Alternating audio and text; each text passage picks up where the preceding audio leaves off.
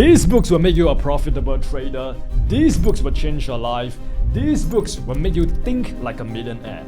And this one book changed the way that I think about wealth, freedom, and happiness. These are the 12 books that changed my life and allowed me to build my $10 million trading empire. But I don't want to just give you a random list of books. I'm going to share why each book mattered to me, the season of life that you should read it in, the one lesson that I took from it, and the one quote that stayed with me. The first 6 books are trading books. These books help me understand how professional traders think, how to manage risks, how to deal with losses, and how to build a playbook. And most importantly, how to master the mental game of trading. And the next 6 books are not just books about life. These are books that I believe are worth rereading for the rest of my life. Now, before I get into the trading books, I want to be very clear. Trading books are useful, but trading books did not make me rich. The market did. I believe the market is the greatest mentor because it gives you feedback every single day. Every loss, every win, every time you break your trading rules, the market shows you exactly who you are. So remember this, the best information about your trading is your trading. So if you want to become profitable as fast as humanly possible, don't just read books. Journal your trades, review your trades, study your mistakes. Because books give you knowledge, but what you need is wisdom. And wisdom is something that only the market can give you. To me, I define wisdom as knowledge plus experience compounded with time. So don't read these books thinking they are going to make you profitable overnight. Read them to understand how professional traders think, what they do on a day-to-day basis, and then go to the market, apply the lessons, take the feedback, and let experience turn that knowledge into wisdom. So with that being said, let's start with the book that got me started in trading. The first book from the list is The 10 Essentials of Forex Trading. So this is the book that got me started into trading. When I was 17 years old, I started getting into books because I realized something. Every single millionaire read books. And back then, I was poor. I had less than $100 in my bank account and I desperately wanted to become successful, to become a millionaire so that I could retire my father. So that is where I started going to libraries and secondhand bookstores because I wanted access to information, but I couldn't afford expensive courses, I couldn't afford mentors, but I could afford used books. And one day, I walked into a secondhand bookstore and I saw this book lying on the shelf. 10 Essentials of Forex Trading. That title stopped me because of this one word, Forex. A few weeks before that, one of my friends who was waiting tables with me told me that he had just made $500 trading Forex. And back then, we were earning $7 to $10 an hour waiting tables. So when he told me that he just made $500 by pressing a buy and sell button on his phone, I was like, what the hell is Forex? What is this scammy shit?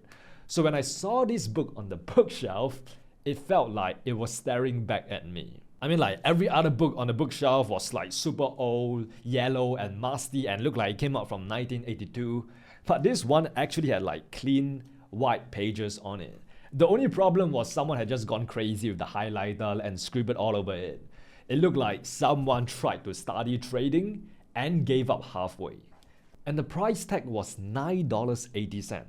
It was inside my budget. So I told myself, maybe this is my chance. Maybe this is how I can quit this job and get out of poverty. There's this quote that I will never forget from this book. And it says, to trade the Forex market, you must come to the trading table prepared. And at 17 years old, I was definitely not prepared. I went home excited, I opened up the book, I started reading it, and bro, my brain just died, right? There's all these terminologies that I don't understand, what the hell is bulls, bears, leverage, candlesticks, Fibonacci.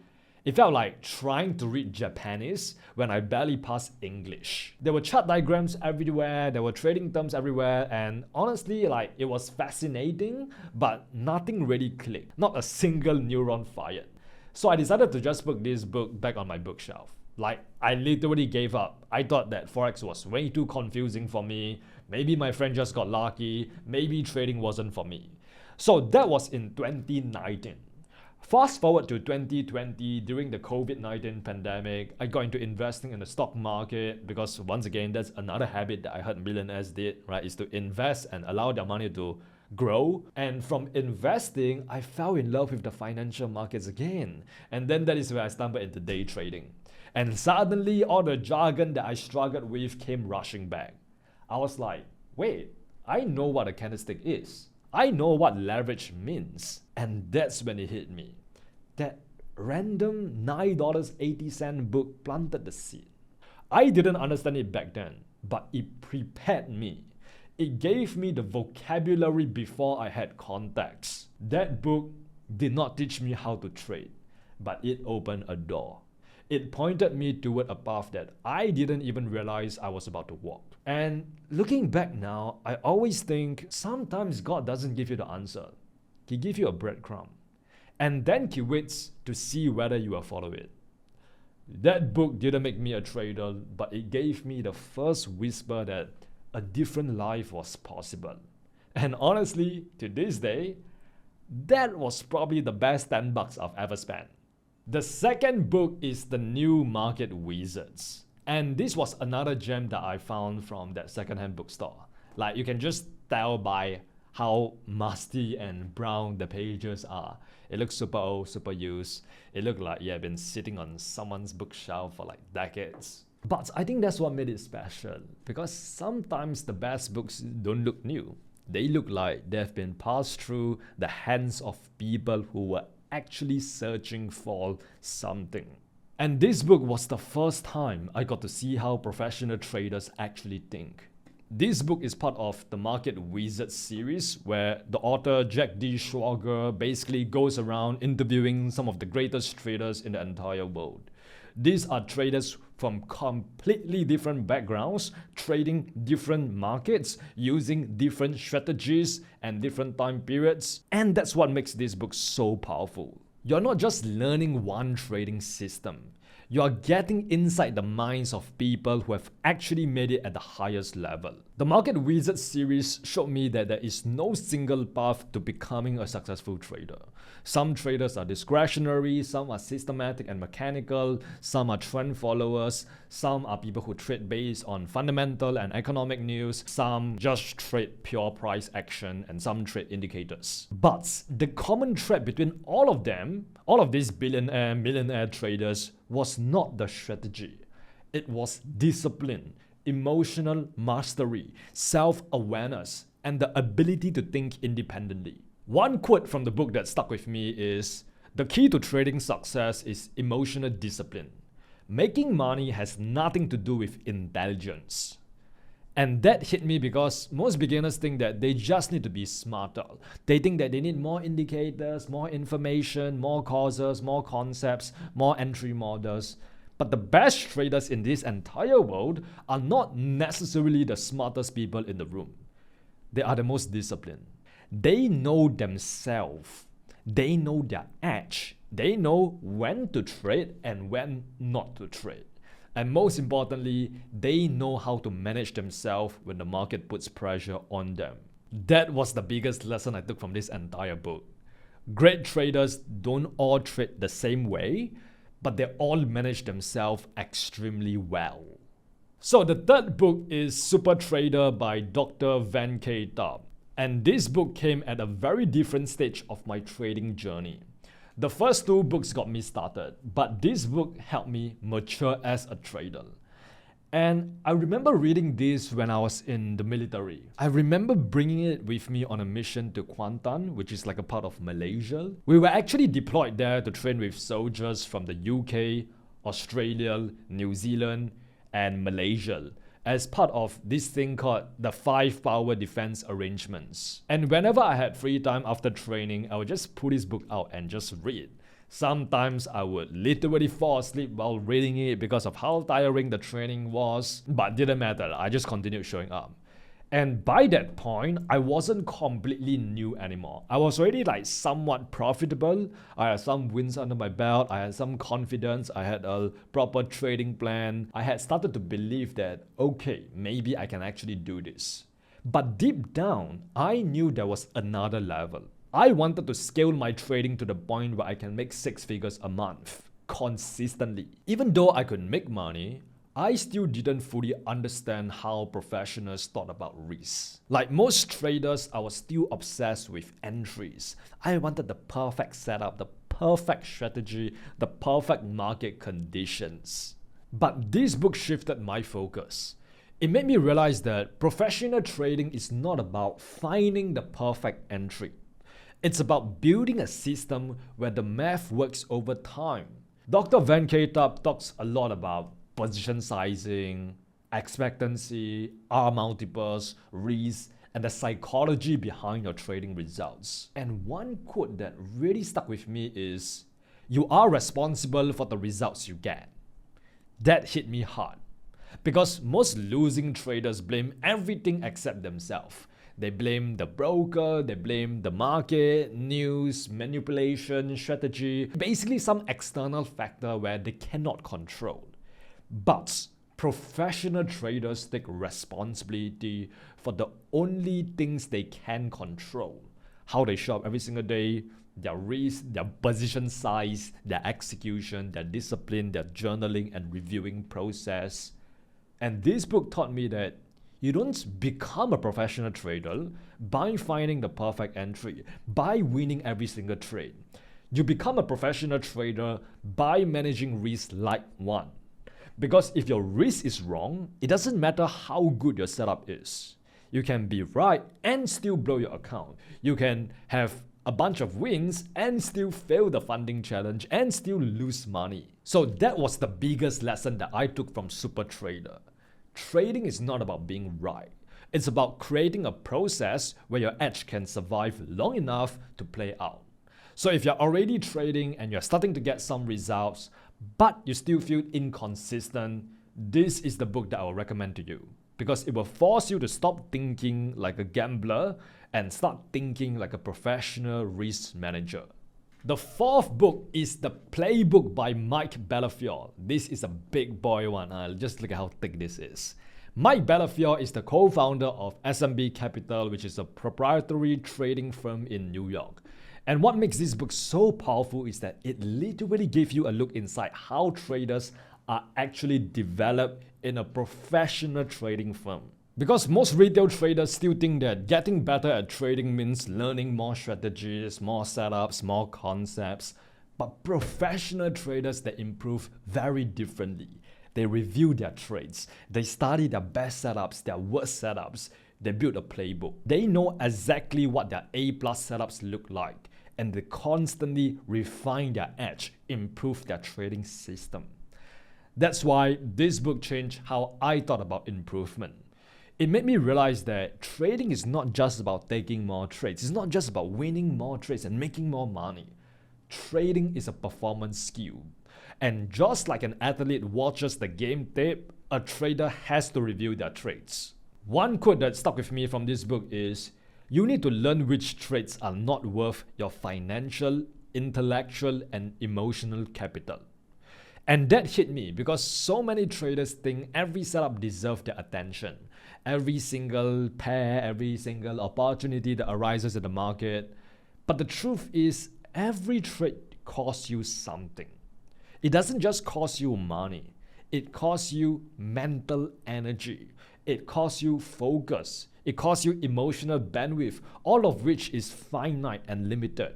So if you're wasting your energy on low probability setups, guess what? You won't have any energy for the higher probability setups that is actually worth your capital. And once again, that's why journaling and reviewing your trades is so important.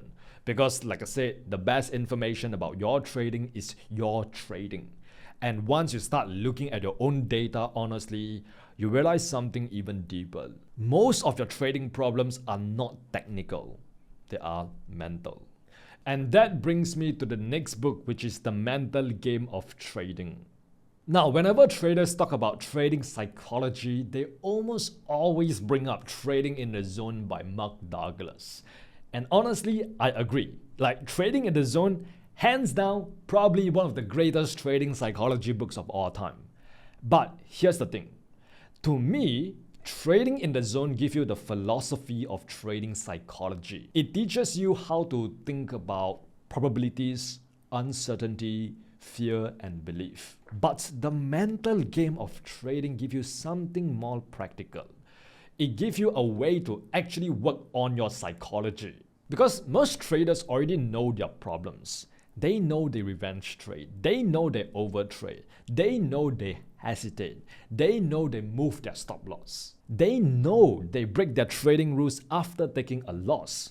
But knowing the problem is not the same as fixing the problem. And that's why this book is so powerful.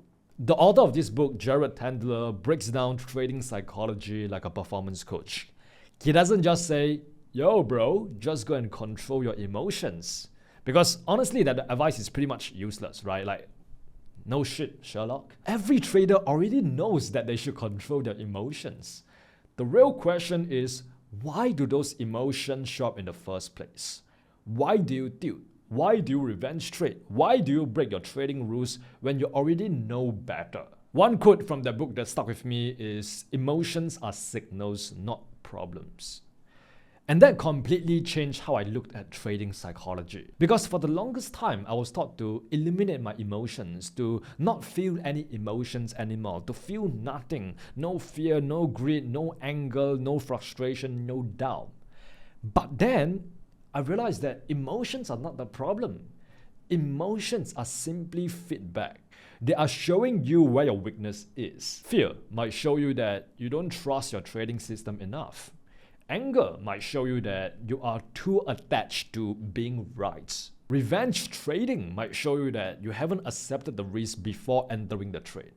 So the goal is not to suppress your emotions. The goal is to understand what your emotions are trying to reveal. And honestly, that's one of the reasons that I built my trading super app Edgeflow. Because I believe that traders don't need more motivation. They don't need to rely on willpower. They need guardrails. A guardrail is something that you set before you trade while you are still calm, logical, and rational. So in Edgeflow, you can set your max daily loss, your max profit limit, your max number of trades, your risk per trade, and your trading window, and most importantly, your rules for when you are allowed to enter. When you are calm, it's very easy to say, I'm gonna follow my trading system. I will respect my risks. But when you're emotional, when you just lost a trade and you feel the urge to make it back, that's when willpower disappears. And that's why I believe willpower is not a trading strategy. Guardrails are.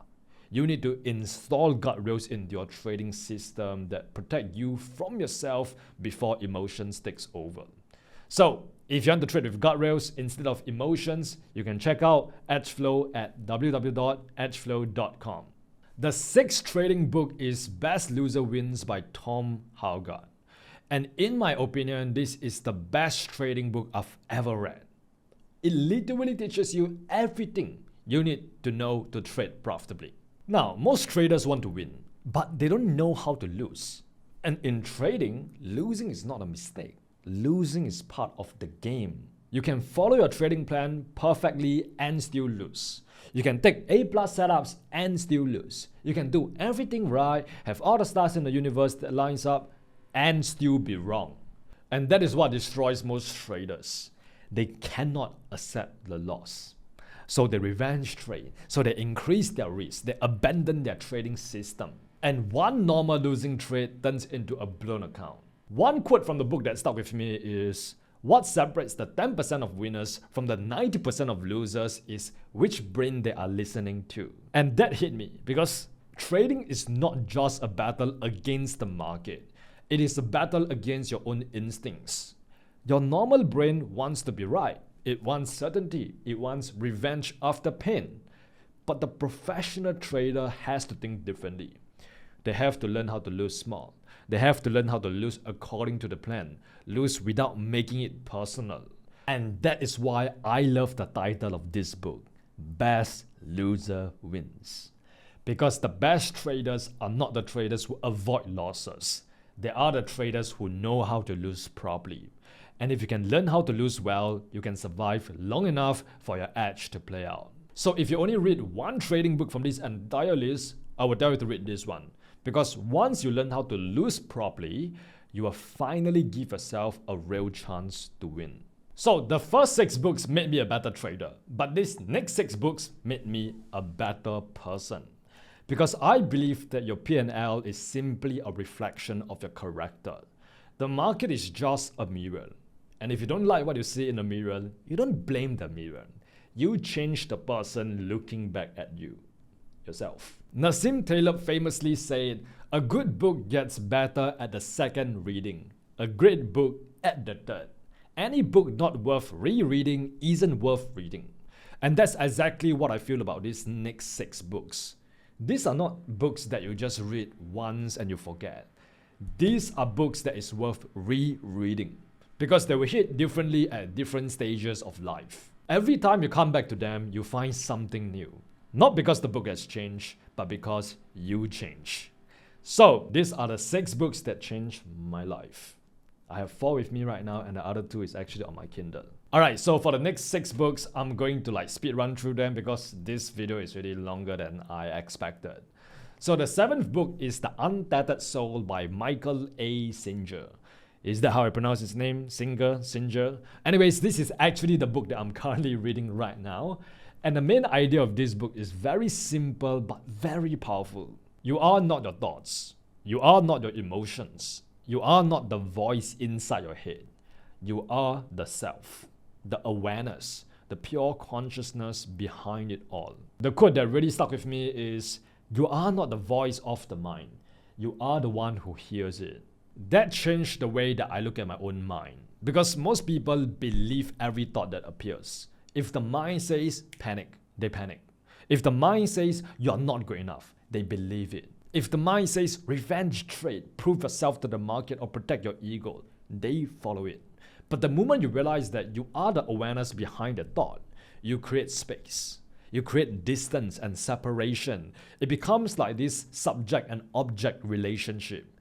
And in that space or distance or separation or whatever you like to call it, you get freedom, you get control.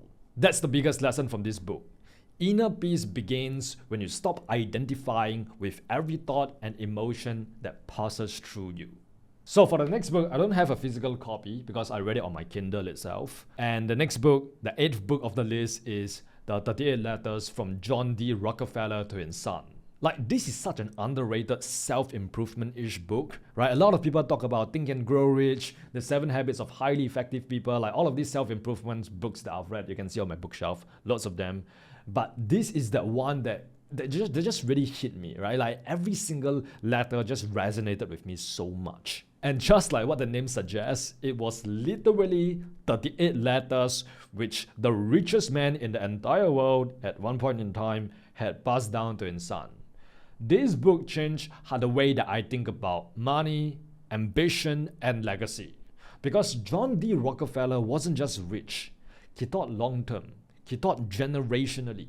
He understood the importance of discipline, patience, restraint, and responsibility. And that is what most people miss about wealth. Most people think about wealth as just the ability to make more money or accumulate more money. But real wealth is really about your character. It is about what you do after you make the money. It's about whether money makes you more disciplined or more reckless, more generous or more selfish, more responsible or more arrogant. And the quote that stuck with me from this book is, "From poverty, the road to prosperity is always unobstructed. The important thing is that you firmly believe that you are your greatest capital." And I love that quote because when you're starting from nothing, it's easy to think that the only thing missing is money. But Rockefeller's point is that before you build wealth, you have to build yourself because money only amplifies the person holding it. If you're impatient, money just makes you more reckless. If you're undisciplined, money disappears. If you have no character, money exposes that too. So yeah, the biggest lesson I took away from this book is that wealth is not just something you chase. It is something you become responsible enough to carry. Making money is one skill, but keeping it, growing it, and using it for something bigger than yourself, that requires character. The ninth book is the Holy Bible. You guys already know that I'm a man of faith, so I had to put this in here. To me, the Bible is not just a religious document. It is an operating manual for life. Because every single time I apply a principle from the Bible, my life improves significantly. It has fundamentally shaped the way that I think about God, purpose, suffering, money, humility, discipline, and success. And one verse that has always stayed with me is, "For what shall it profit a man if he shall gain the whole world and lose his own soul?" That verse hits hard because it reminds me that success without God is empty. You can make all the money in the world, you can build a business, you can become a profitable trader, you can get millions of followers, you can win in the eyes of the world. But if you lose your soul in the process, what was the point? The Bible taught me that the goal is not just to become rich. The goal is to become the person God called you to be. Because money itself is not evil. Ambition is not evil. Success is not evil. But if those things become your God, they will destroy you. So the biggest lesson I took away from the Bible is build success, but do not worship it. Make money, but don't get attached to it. Do not let money own you. Chase excellence, but do not lose your soul in the process. Because at the end of the day, I don't just want to become successful. I want to be faithful. The 10th book is Wisdom of Alexander the Great, or basically any biographies that is related to him. When I was younger, Alexander the Great was one of my biggest role models. He showed me what was possible for a young man with vision, courage, and obsession. I mean, if you look at his life and accomplishments, you realize that at 20 years old, Alexander became the king. And then by his early 30s, he had conquered most of the known world. So when I was trying to make it at 20 years old, I remember thinking to myself, if he could carry that kind of responsibility at 20, if he could lead armies, if he could conquer empires, then why can't I build something great too? Alexander famously said, "There is nothing impossible to him who will try." And that quote gave me permission to think bigger. Because most people are not limited by what is actually possible. They are limited by what they believe is impossible for them. They set this limiting belief on themselves by themselves. Alexander taught me the power of ambition. He taught me courage. He taught me that if you want to do something great, you cannot think like an average person. But he had also taught me the danger of ambition. Because ambition without wisdom can consume you. You can win the entire world and still lose yourself. So I guess the biggest lesson that I took away is greatness requires courage, but ambition needs to be guided by wisdom. The goal is not just to conquer more and more. The goal is to become someone worthy of what you conquer.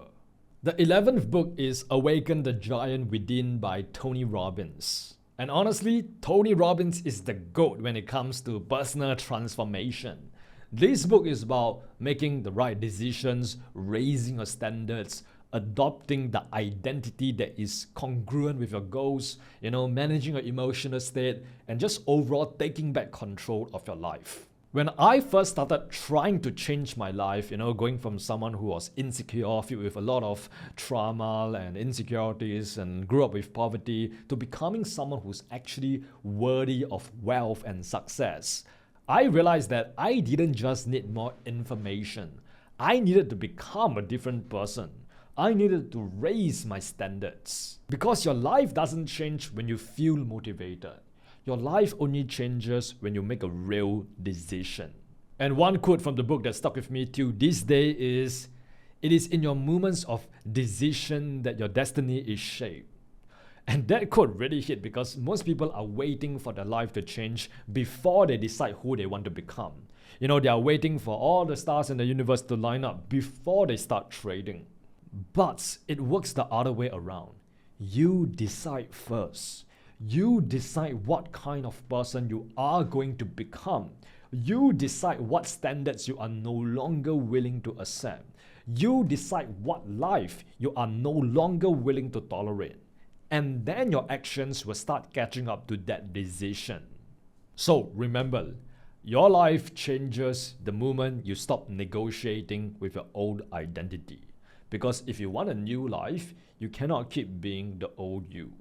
The 12th and final book is The Almanac of Naval Ravikant. And I saved the best for the last. I first read this book when I was 18 years old, when I was broke, still trying to figure out how money worked, how success worked, how freedom actually worked. And this book just completely changed my worldview. It changed how I thought about wealth, happiness, success, and freedom. And what's crazy is I recently reread it again now that I'm 24 years old, after becoming successful and making millions of dollars. And it just hit me completely differently. Because at 18 years old, I was reading it as someone dreaming about freedom. And at 24, I was reading it as someone trying to protect his freedom. Like just last week, I even bought a physical copy translated in Chinese when I was on my family trip in China, and I gave it to my father. And even Key, who is an avid reader, said that it was one of the best books he has ever read. Funny enough, this is the only book on the entire list that I don't currently have a physical copy of, which is kind of ironic because it's like I said, the best book I've ever read. And the reason why I keep it on my Kindle is so that I can actually read it anytime, anywhere. Like whenever I feel like I'm chasing too much, I'm too attached to the outcome, I just go back to this book to remind myself what wealth, happiness, and freedom actually means. My favorite quote from Naval is, "A fit body, a calm mind, a house full of love. These things cannot be bought. They must be earned."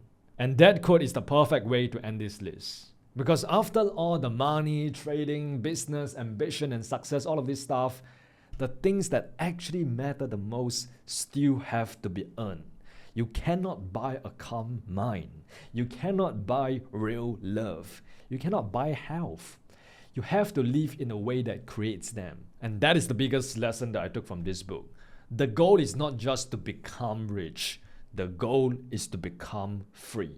So, those are the 12 books that changed my life and allowed me to become a millionaire trader. But now, I want to know from you, what is the one book that have changed your life? Go and comment it down below because I'm always looking for new books to read. And if you want a part 2 or you want my full reading list, you can see I got a hefty amount of books at the back right here. Comment books below as well. Also, if you're a trader or you're just someone who is starting out and looking to get into trading and you want to learn my full trading system for absolutely free, I just gave away my entire market mechanics mentorship on YouTube. You can check out the playlist here. Start from day 1, watch in order, and actually apply what you have learned. Because like I mentioned, books only give you knowledge.